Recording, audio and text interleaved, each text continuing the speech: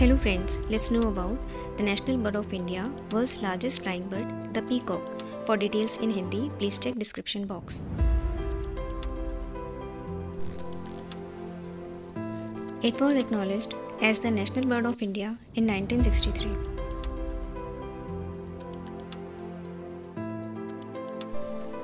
So colorful, swan-sized bird with fan-shaped crest of feathers, peacock do not like snakes. Peacock has been attached to Indian traditions, considered as a sacred bird.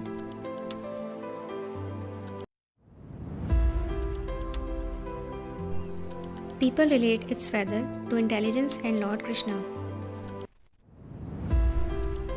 The peacock is an omnivorous bird found in low grasslands, forests, or green area adjacent to human habitats.